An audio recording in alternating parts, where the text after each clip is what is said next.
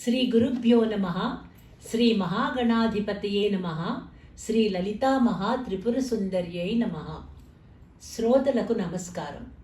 ఇంతవరకు మనం శ్రీ శంకరులు రచించిన సౌందర్య లహరిలోని 45 శ్లోకాలను పఠించాము. ఈరోజు 46 నుంచి 50వ శ్లోకం వరకు కలిసి నేర్చుకుందాం. లలాటం లావణ్యద్యుతి విమలమాభాతి తవ యత్ ద్వితీయం తన్మన్యే మకుటఘటితం చంద్రశకలం విపర్యాసన్యాసాత్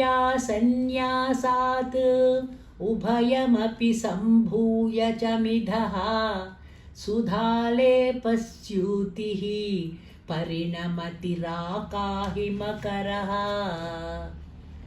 భ్రువౌ భుగ్నే కించిత్ భువనభయభంగవ్యసనిని త్వదీయే నేత్రాభ్యాం మధుకరరుచిభ్యాం ధృతగుణం ధనుర్మన్యే సవ్యే తరకరగృహీతం రతిపతేః ప్రకోష్ఠే ముష్టా చ స్థగయతి నిగూఢాంతరముమే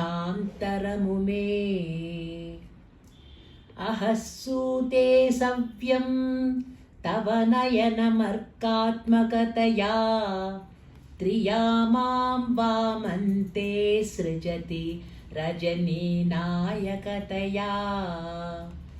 తృతీయా తే దృష్టిః దరదళిత హేమాంబుజరుచిః సమాధత్తే సంధ్యాం దివస నిశయోరంతరచరీ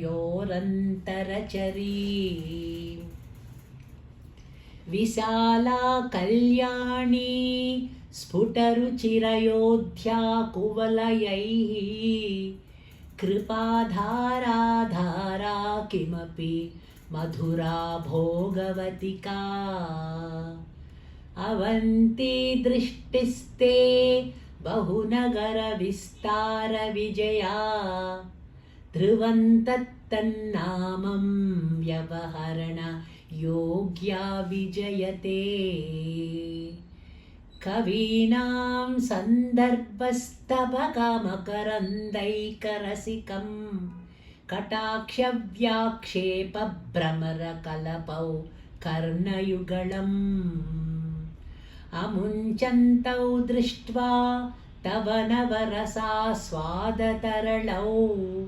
అసూయా సంసర్గాత్ అలికనయనం కించిదరుణం. ఇక్కడితో 50 శ్లోకాలు పఠించాము. మన హృదయ కమలంలో అమ్మను ఈ శ్లోకాలతో ఆరాధిస్తే ఐహిక ఫలాలన్నింటినీ ప్రసాదిస్తుంది. విద్యార్థులకు సకల విద్యలను ప్రసాదిస్తుంది ఆ తల్లి.